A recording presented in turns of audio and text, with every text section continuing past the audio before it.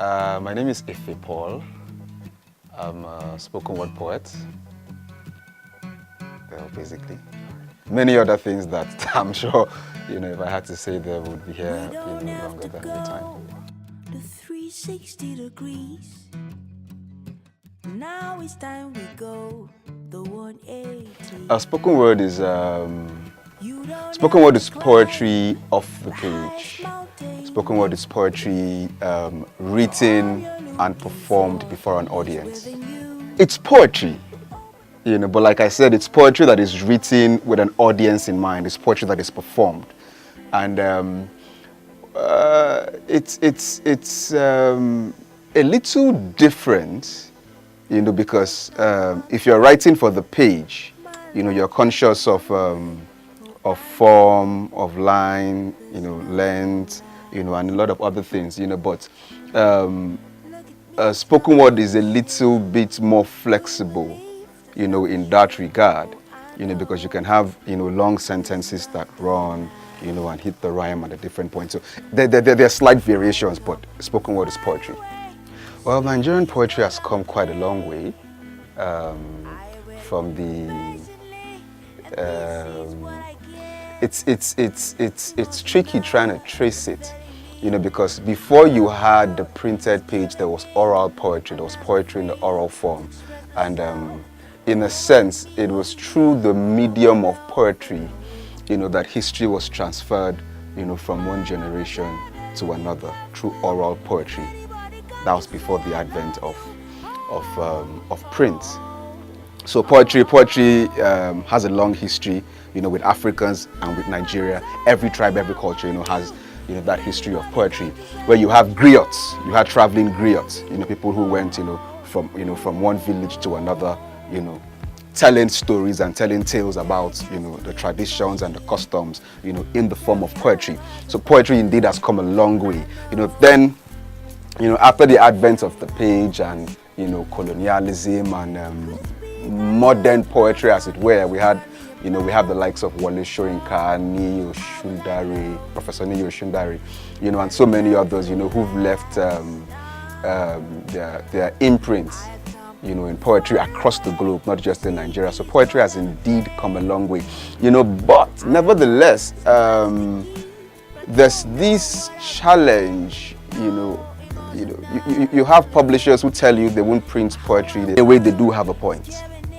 They do have a point. Poetry on the page is dying. In fact, poetry, prose, the book is dying.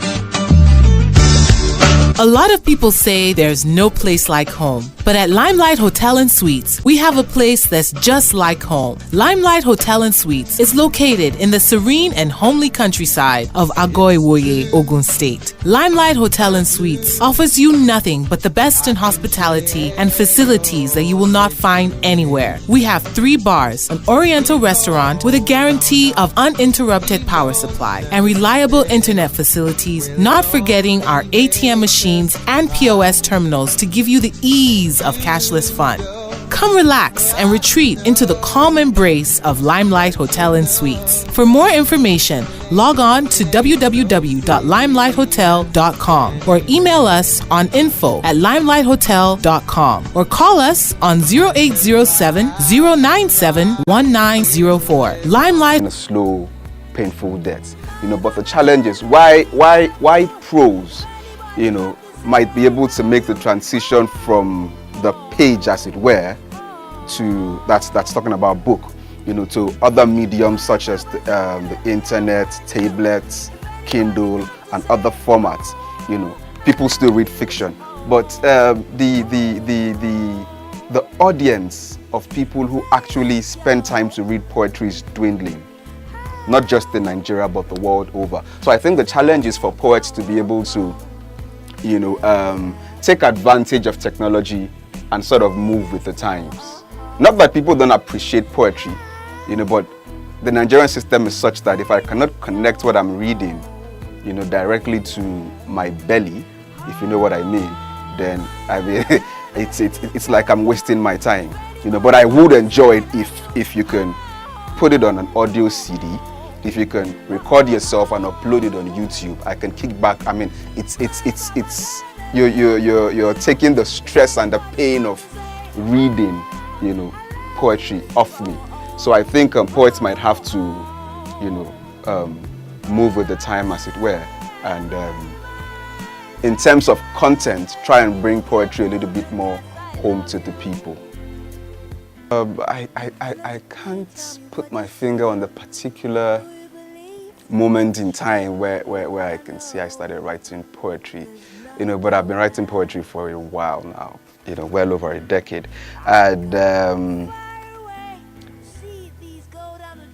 initially, I began to take it serious when a friend of mine, you know, downloaded, you know, some poetry off the internet. You know, and he brought it, and he was really excited about it because, you know, I think from a site called blackpoetry.com or something like that, you know, and I read it and I was like, man, I mean, I think I can do something like this. So I think that was really the, you know, the turning point for me, when I began to take, you know, poetry seriously. I saw something that, you know, resonated with a gift on the inside of me. I've been writing poetry before then, like almost everybody has, you know. Anybody you meet to say, like, I used to write poetry. You know, we all used to write poetry at some point in time, but I began to take it serious from that moment in time. I'll be hard pressed to actually find anybody. Not because, you know, we don't have phenomenal poets in Nigeria. In fact, we do. I mean, we do. People whose sandals are not even worthy to unlatch. There are a lot of poets, you know, out there that I respect. You know, but in terms of looking up to anybody, I don't. It's no particular person comes to mind, and that's just the truth. But there are people like Hakeem Lasisi, there's Jumoke Verissimo, you know, talking about poets of my generation, you know, that I hold in very high esteem. There's Sage Hassan, there's Plumbline, you know, a lot of young people who are doing fantastic stuff, whose work I respect.